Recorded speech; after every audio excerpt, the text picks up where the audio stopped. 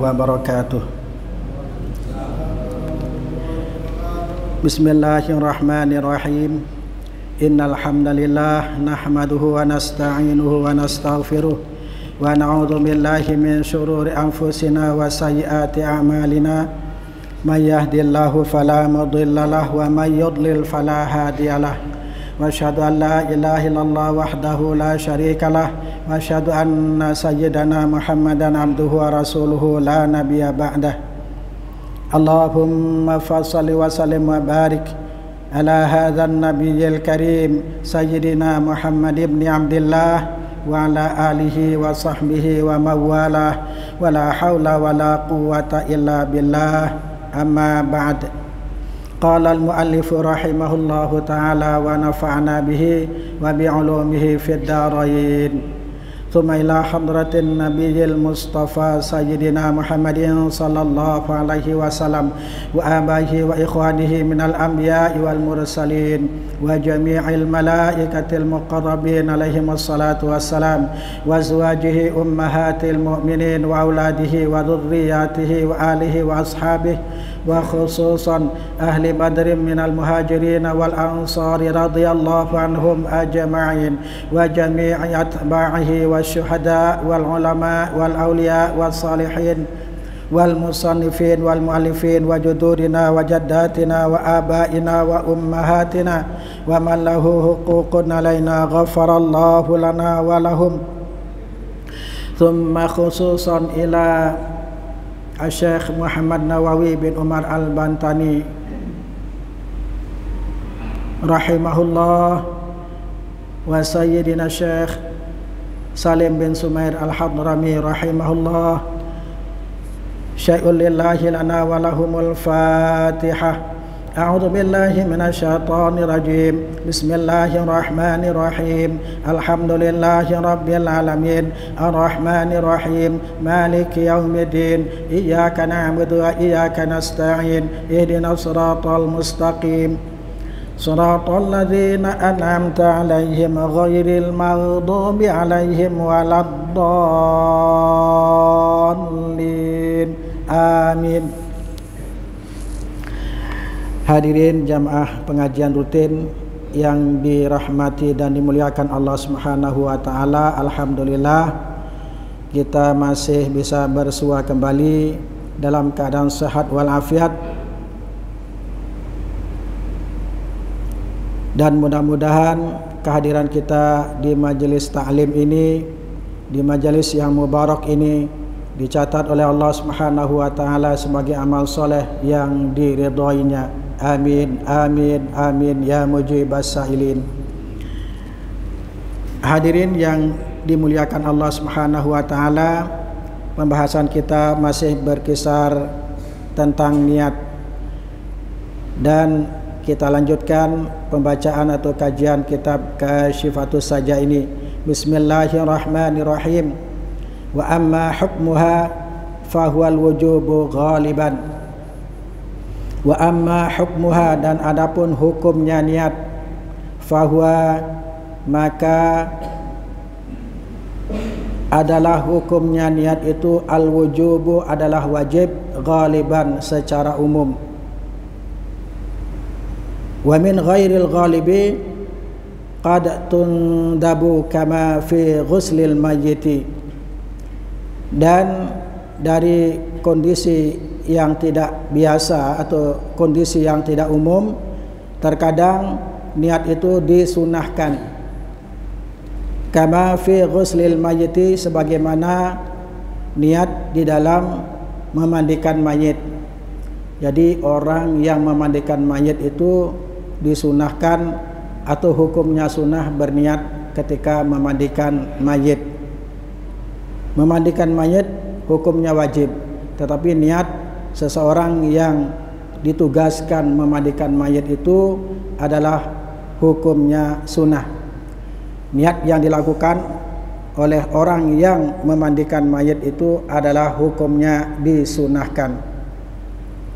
Itu termasuk dalam kondisi yang tidak biasa atau yang tidak umum. Karena secara umum niat itu dalam segala aktivitas ibadah hukumnya wajib. Seperti niat wudhu hukumnya wajib, niat sholat hukumnya wajib.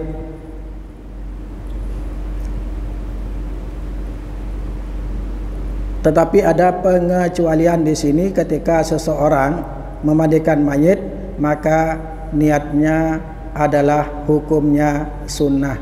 Sunnah bagi orang yang memandikan mayit berniat ketika dia memandikan mayit. Wa kaifiyatuha, dan adapun kaifiat atau cara atau mekanisme niat itu adalah takhtalifu bi ikhtilafil manwi, adalah berbeda-beda disebabkan dengan perbedaan ibadah yang diniatkan. Kas salati, seperti ibadah salat, was shaumi, dan ibadah puasa, wa hakadha, dan demikian seterusnya. Jadi tergantung ibadah yang kita laksanakan, yang kita sedang tunaikan. Maka ketika kita sedang menunaikan ibadah salat, atau ketika di awal mendirikan ibadah salat itu kita berniat untuk mendirikan salat. Begitu juga dengan puasa dan ibadah-ibadah yang lainnya. Jadi niat itu berbeda-beda tergantung dari ibadah yang kita laksanakan. Jadi jangan dibolak-balik, ketika sholat niatnya puasa, ketika puasa niat sholat, maka niat yang seperti itu tidak sah. Wa syartuha, dan adapun syaratnya niat, ay wa syartun niyah, yakni syarat niat itu islamun nawi, yang pertama adalah Islamnya orang yang berniat. Jadi syarat dari niat tersebut yang pertama adalah Islamnya orang yang berniat.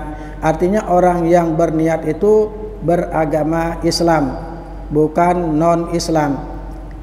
Tidak sah niat yang dilakukan atau yang diucapkan oleh orang non-Islam, karena syarat pertama dari niat tersebut adalah Islamun nawi, Islamnya orang yang berniat. Artinya orang yang berniat tersebut wajib atau harus beragama Islam, maka barulah sah niatnya.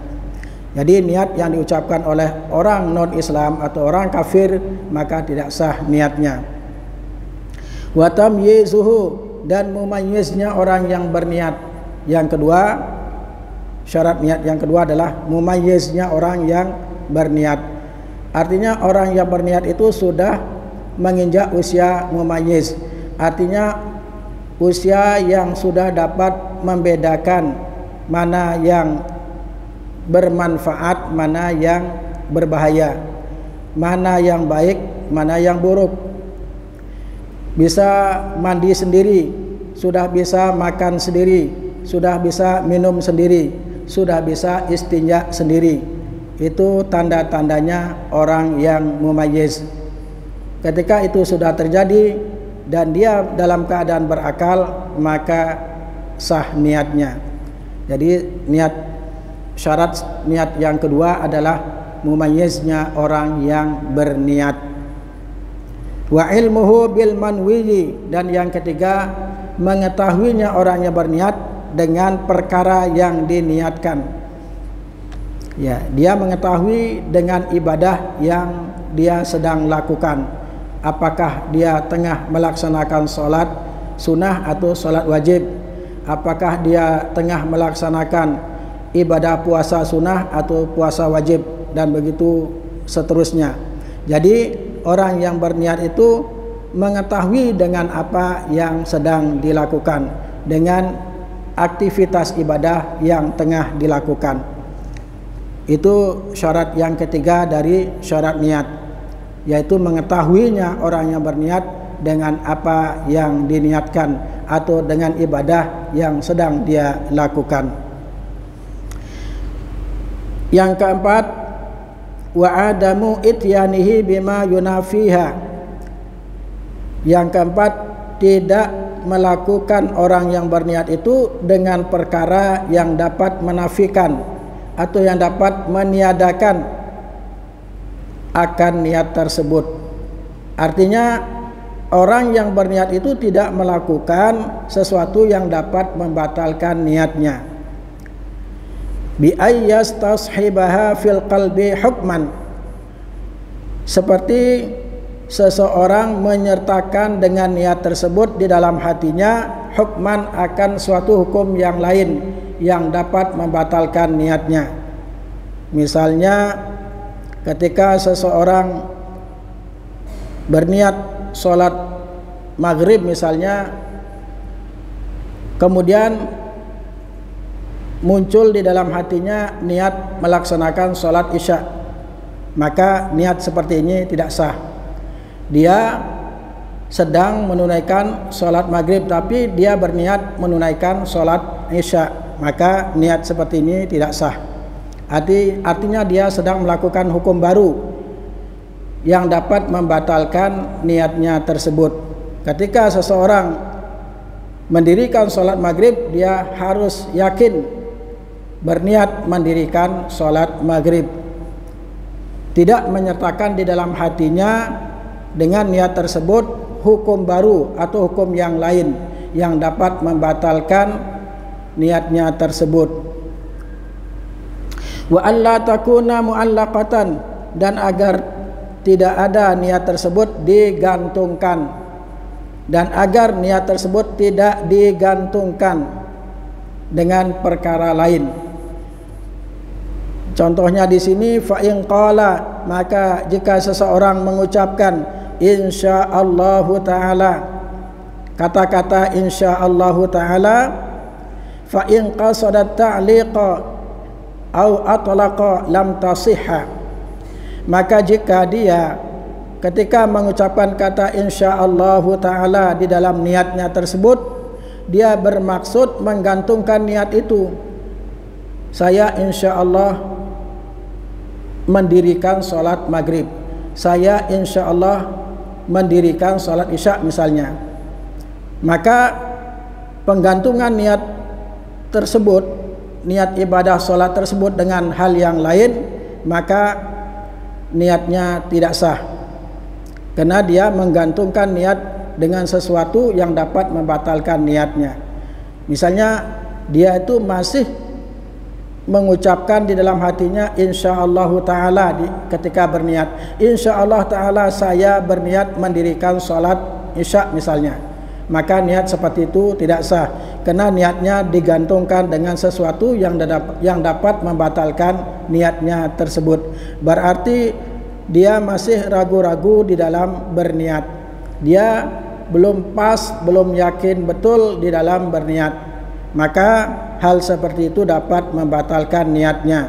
Maka tidaklah sah niat orang tersebut yang menggantungkan niatnya dengan sesuatu yang dapat membatalkan niatnya. Au atlaqa, atau jika dia memutlakan ucapan tersebut, ketika dia dalam berniat dia mengucapkan insyaallah taala, dia memutlakan ucapan tersebut tanpa tujuan tertentu, dia tidak memiliki tujuan apapun, dia tidak memiliki maksud apapun dengan ucapan tersebut, lam tasihha, maka tidak sah niatnya, maka niatnya tidak sah. Berarti orang ini belum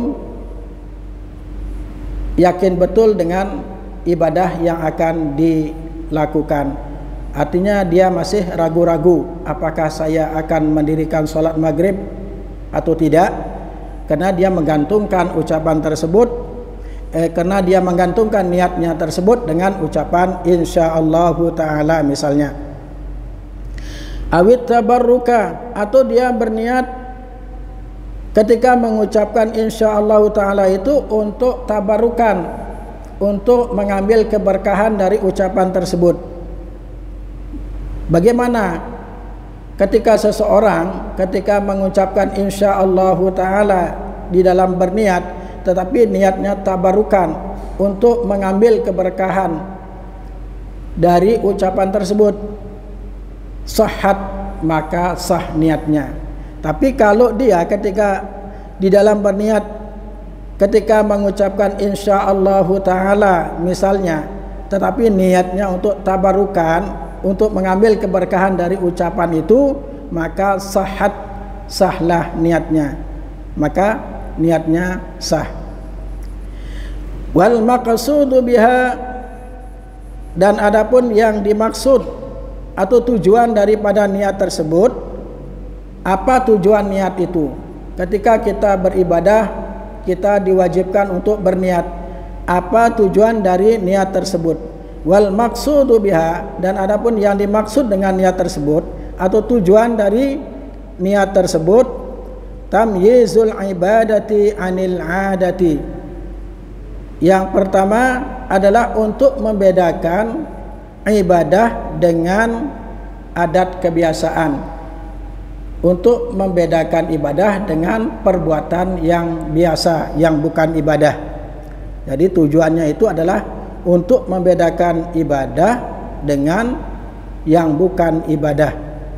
Katam yizil julusi lil i'tikaf, ini contohnya seperti untuk membedakan duduk dalam rangka i'tikaf, an julusihi lil istirahati, dari duduknya seorang untuk beristirahat.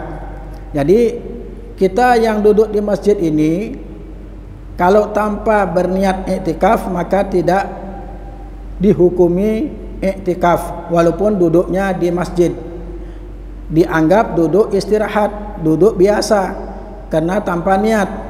Maka oleh karena itu, agar duduk kita di dalam masjid ini mendapatkan pahala iktikaf, maka kita wajib niat iktikaf di dalam duduk kita di dalam masjid ini. Dan ketika kita duduk di masjid tanpa niat iktikaf, maka tidak dihukumi iktikaf, artinya tidak mendapatkan pahala iktikaf. Jadi duduk kita di masjid ini walaupun di dalam masjid, hukumnya seperti duduk biasa karena tanpa diniatkan. Itulah tujuannya niat atau maksudnya niat tersebut, adalah untuk membedakan ibadah dengan yang bukan ibadah. Maka oleh karena itu, ketika kita masuk ke masjid, maka kita niatkan untuk i'tikaf walaupun kita tidak duduk. Misalnya kita mundar-mandir saja dalam masjid, tapi niatnya ketika masuk masjid adalah untuk i'tikaf, maka kita mendapatkan pahala i'tikaf walaupun kita tidak duduk, walaupun kita hanya mundar-mandir. Tapi ketika kita masuk ke masjid, kita niatkan untuk i'tikaf, maka kita mendapatkan pahala i'tikaf.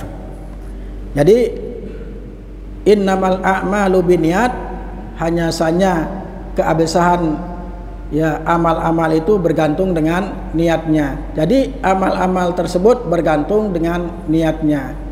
Jadi ketika seseorang masuk ke masjid, niatnya hanya jalan-jalan biasa, bukan niat i'tikaf, maka dia dihukumi bukan i'tikaf, tapi melakukan perbuatan biasa. Duduk di masjid tapi tidak berniat i'tikaf, maka dia dihukumi duduk biasa, bukan duduk i'tikaf. Nah, itulah maksud dari diwajibkannya niat tersebut, untuk membedakan mana ibadah, mana yang bukan ibadah. Ya sama-sama duduk, kita duduk di masjid, sama-sama duduk, yang satu berniat i'tikaf, yang satunya tidak, maka yang dihukumi i'tikaf adalah yang berniat i'tikaf dan mendapatkan pahala i'tikaf. Sedangkan yang tidak berniat tidak dihukumi i'tikaf dan tidak mendapatkan pahala i'tikaf. Jadi niat itu penting.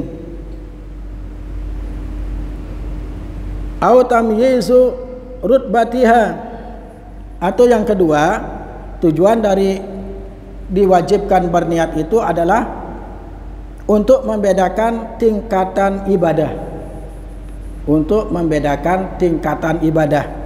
Katam yizil ghuslil wajibi minal ghuslil mandubi, seperti membedakan mandi yang wajib dengan mandi yang sunnah, seperti membedakan mandi yang wajib dengan mandi yang disunahkan. Ya, Karena ada mandi sunnah, yaitu mandi sunnah ketika akan menghadiri sholat Id, ketika akan menghadiri sholat Jumat, itu mandinya mandi sunnah. Ya, maka niatnya adalah mandi sunnah untuk menghadiri sholat Jumat, atau niatnya mandi sunnah untuk menghadiri sholat Id. Jadi tujuan yang kedua dari niat tersebut adalah untuk membedakan tingkatan ibadah. Karena ada ibadah sunnah, ada ibadah yang wajib. Maka di sini pentingnya orang berniat. Di sini maksudnya orang berniat adalah untuk membedakan tingkatan ibadah. Seperti contoh tadi, mandi yang wajib dengan mandi sunnah. Jadi ketika kita mandi wajib, misalnya mandi dari janabah atau mandi junub, maka kita harus berniat mandi wajib. Jangan berniat mandi sunnah. Misalnya saya berniat mandi sunnah untuk mengangkat hadas, tidak bisa, tidak sah. Jadi harus diniatkan memang benar-benar melaksanakan mandi wajib.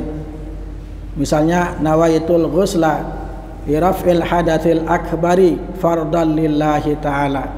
Misalnya saya berniat mandi untuk mengangkat atau menghilangkan hadas besar, fardu karena Allah Ta'ala.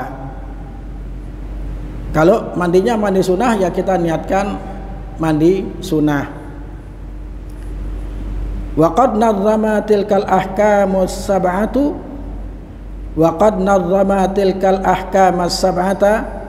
ba'duhum, dan sungguh telah menazamkan atau mensyairkan hukum-hukum niat yang 7 itu ba'duhum oleh sebagian ulama. Ada salah seorang ulama yang membuat nazam untuk mempermudahkan kita tentang syarat-syarat niat yang 7 tersebut. Qila huwa Ibnu Hajarin al-Asqalani. Dikatakan oleh satu pendapat bahwa ulama yang membuat nazaman yang menjelaskan tentang hukum-hukum niat yang 7 tersebut adalah Syekh Ibnu Hajar al-Asqalani. Wa qila, dan dikatakan oleh pendapat yang lain, At-Tanai adalah Syekh At-Tanai. Jadi ada dua perbedaan pendapat bahwa nazaman yang menjelaskan tentang hukum-hukum niat yang 7 itu apakah Syekh Ibnu Hajar Al-Asqalani atau Syekh At-Tanai. Karena ada dua pendapat, ada yang mengatakan ini adalah nazaman yang disusun oleh Ibnu Hajar Al-Asqalani, sedangkan ulama yang lain mengatakan bahwa yang menyusun nazaman tentang hukum-hukum niat yang 7 tersebut adalah Syekh At-Tanai mim bahrir rajaz, dengan menggunakan bahar rajaz. Bahar rajaz itu wazannya mustafilun, mustafilun, mustafilun, mustafilun, mustafilun, mustafilun, yaitu wazan dari bahar rajaz.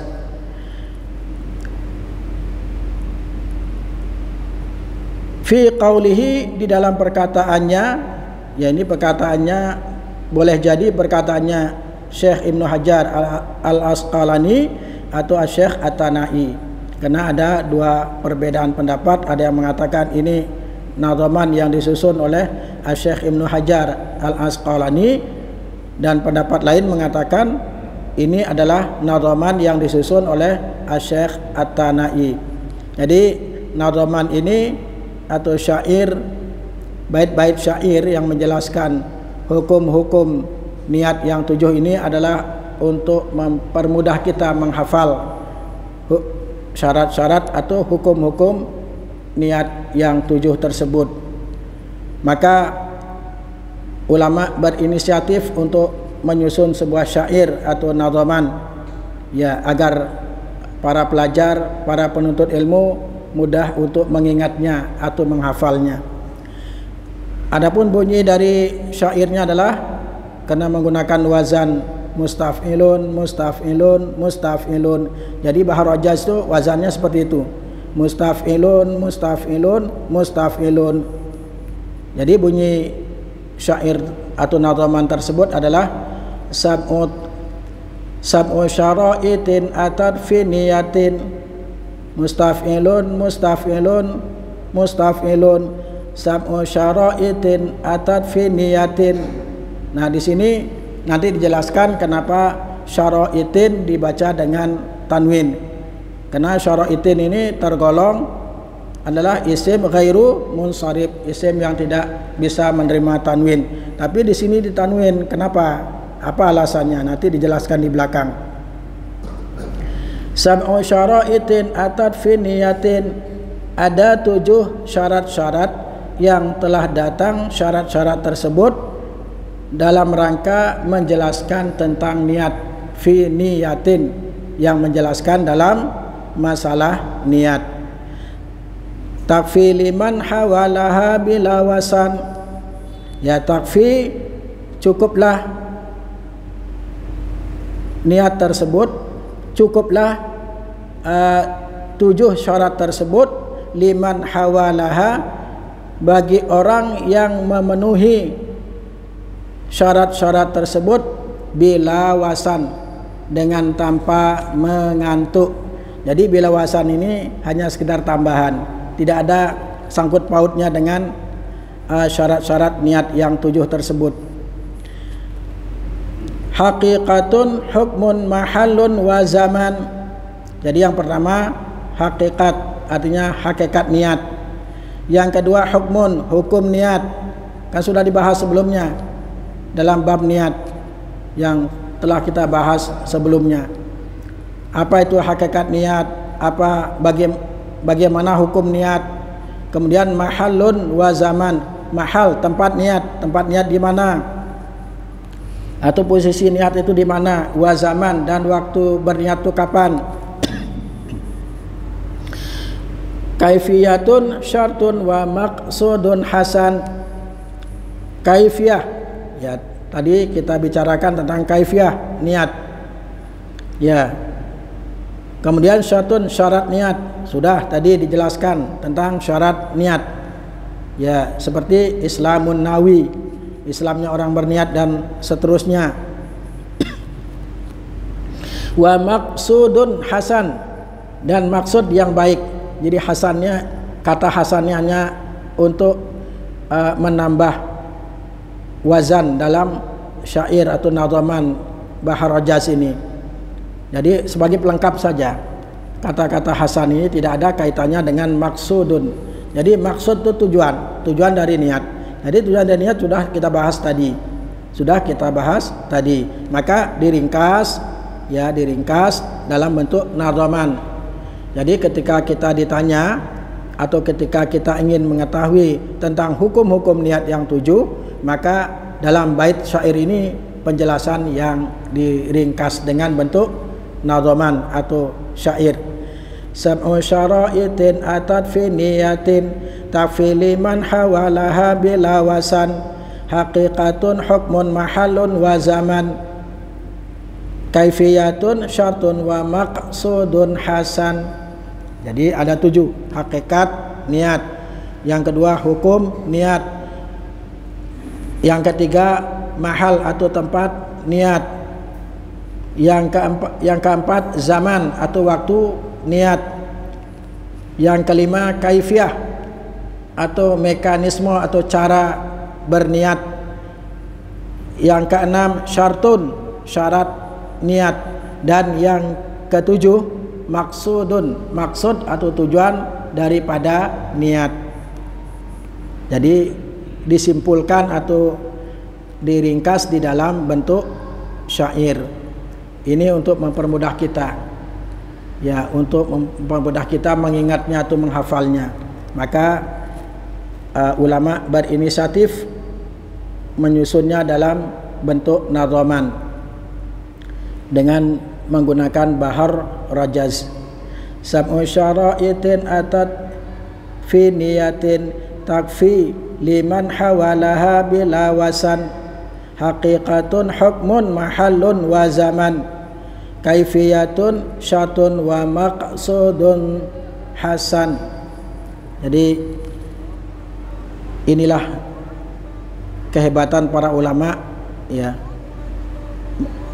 untuk membantu kita sebagai penuntut ilmu yang ingin mengetahui tentang syarat-syarat niat atau hukum-hukum niat, maka diringkas ya, dirangkum dalam sebuah bentuk nadhaman atau syair, sehingga kita sebagai penuntut ilmu dapat mengingatnya dengan mudah atau menghafalnya dengan mudah.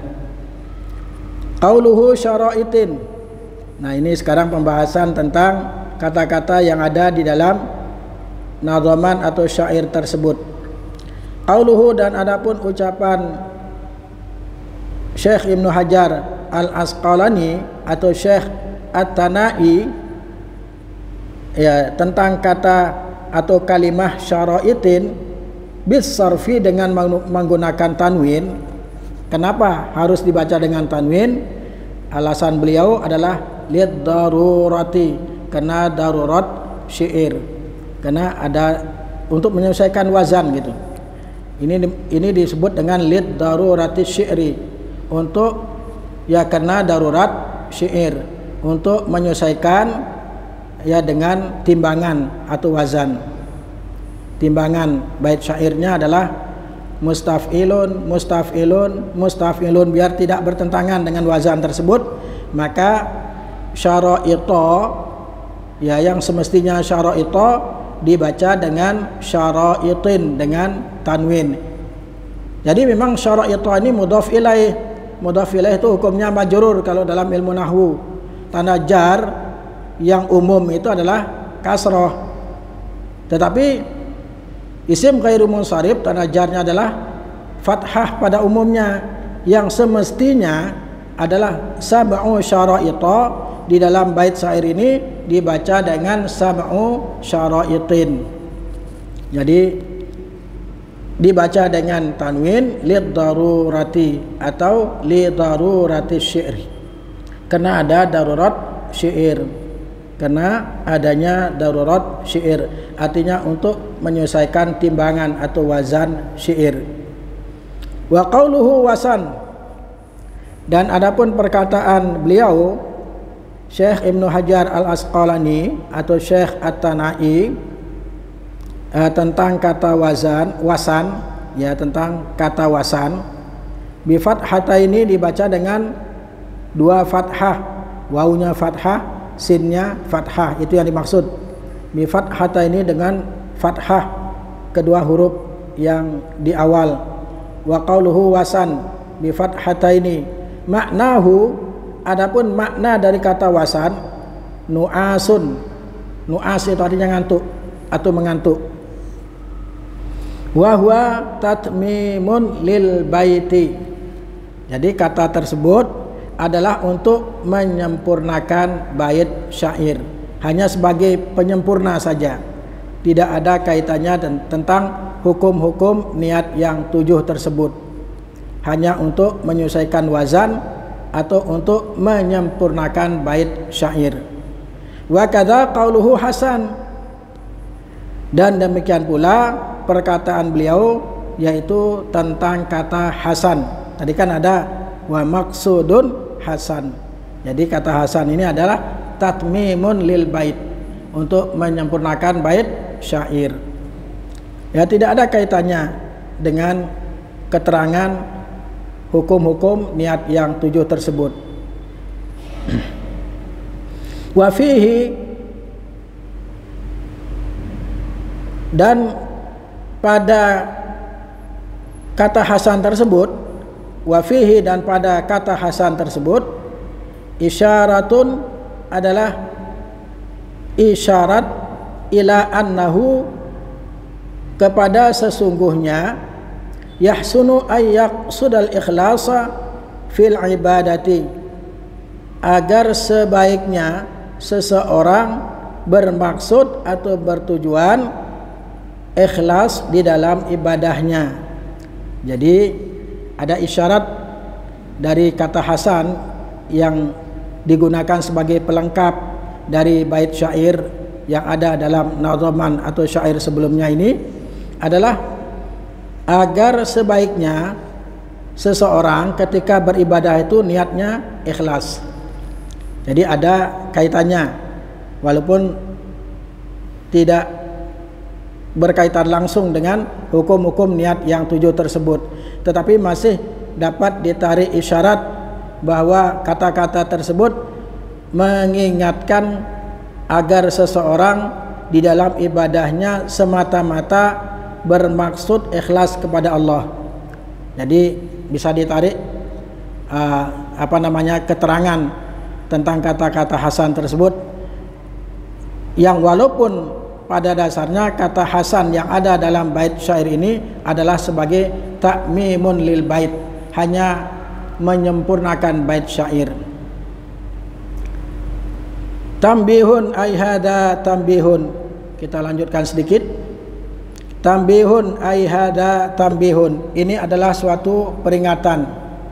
Fit tartibi, di dalam masalah tartib. Sekarang akan dibahas tentang tartib. Qala, beliau musannif yaitu Syekh Salim bin Sumair Al-Hadrami berkata, wa tartibu, dan adapun tartib itu alla yuqaddima udwan ala udwin, agar seseorang tidak mendahulukan satu anggota atas anggota yang lain. Artinya mana anggota yang harus didahulukan dan mana yang dikemudiankan. Artinya harus dilaksanakan dengan berurutan.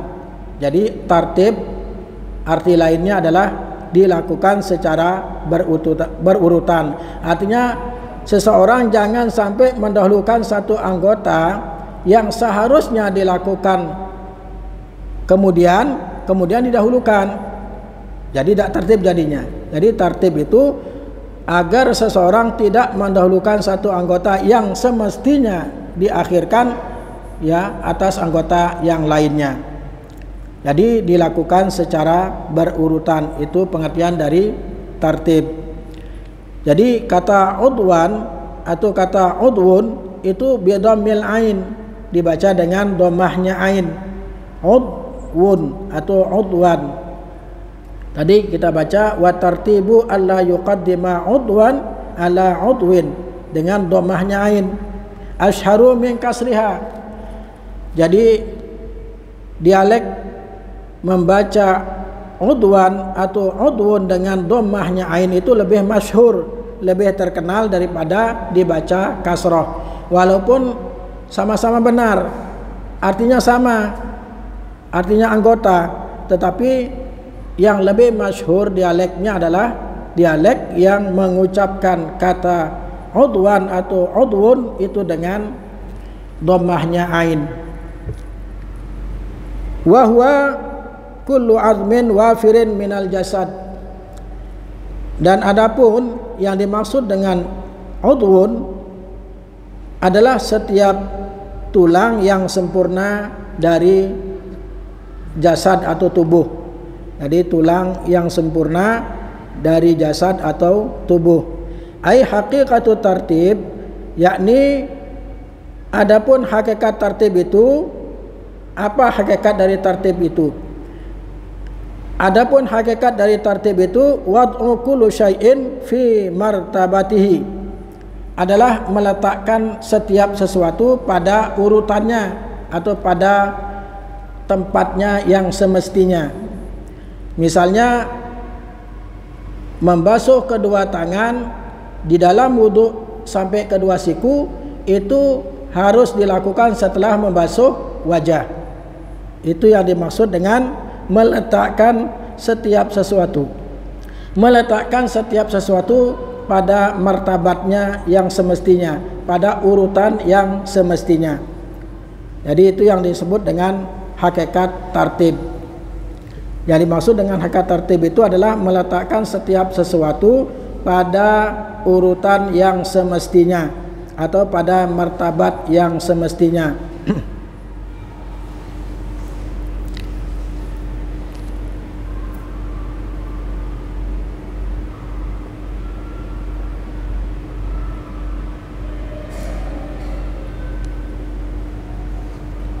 Wa fardiyatuhu mustafadatun minal ayati, dan kelanjutan dari pembahasan ini insyaallah akan kita lanjutkan pada pertemuan yang akan datang, karena waktunya sudah masuk Isya.